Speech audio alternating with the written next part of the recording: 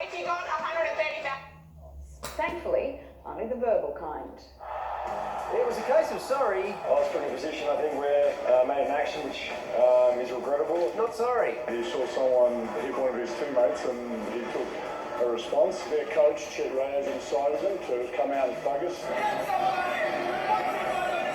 Most disturbed with their head coach. The Philippines coach Reyes was unrepentant. He was the one who came in and then he let Pavoy. You can't expect to do that to a team and not expect to do that. And as the blame game continued, shocking new vision emerged of Nathan Sobey being felled by a coward punch and assistant coach Luke Longley protecting a helpless Chris Golding as he lay on the ground. It was horrifying. I went onto the court to protect our guys, just getting my big body in the way. To make matters worse, Golding's copped a torrent of abuse from keyboard warriors after this fake tweet, which Golding never wrote, did the rounds. It's been an interesting 48 hours. My main priority now is just to get home, spend some time with my family, and get a Melbourne coffee and get into bed. With players, officials and fans all involved in the chaos, fines and suspensions, both for individuals and teams, are on the table. I can't speculate on what the sanctions will be. We're actually in new territory. Are you kidding me? And there might be more grief for some of our NBA players, particularly Milwaukee star Thon Maker. It didn't happen in the United States, but he's got to be disciplined. And I think that's what something that the commissioner's office is going to rule on swift, fast, and in a hurry. Maker's apologised for his fly-kicking cameo, but credit where it's due. At least he was clever enough to use his feet. Right, American sports pundit? You notice he wasn't throwing his hands. Right. Because he knows how valuable they are to him making money in the NBA. Right. Well, Opal's great Lauren Jackson's seen plenty of rough and tumble, but nothing quite like this, and she joins us now.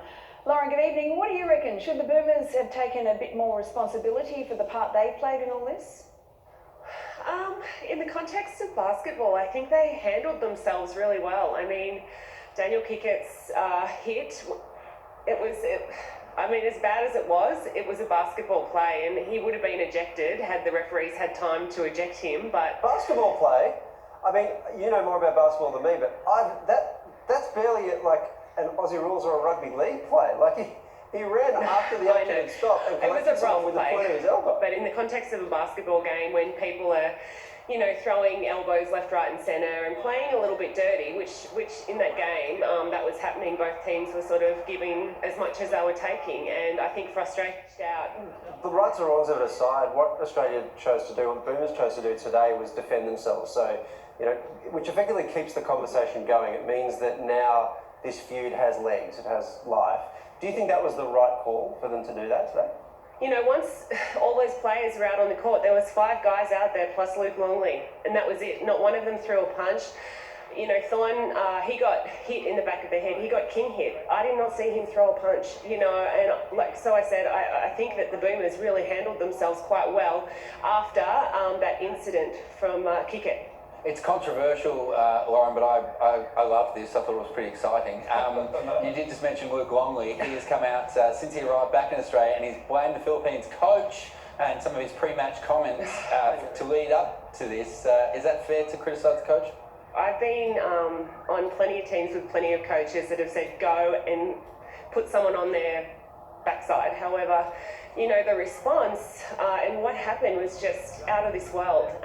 And I think that's the issue that FIBA have, is that how are you going to protect players in an environment where fans and administrators can rush to you, or indeed it having happened to the Australian team? Would you ever go back? Well, no, because it's about the safety of the players, and if you can't guarantee that safety, then no, I wouldn't go back. Lauren, just before we let you go, I did want to ask you quickly, do you think this is good for basketball or bad for basketball? For me, I spent all yesterday just really upset. I was really upset for our boys. It could have been so much worse. Goulding could have been in so much trouble. However, the exposure has been unbelievable. So, you can't pay enough money for this sort of exposure.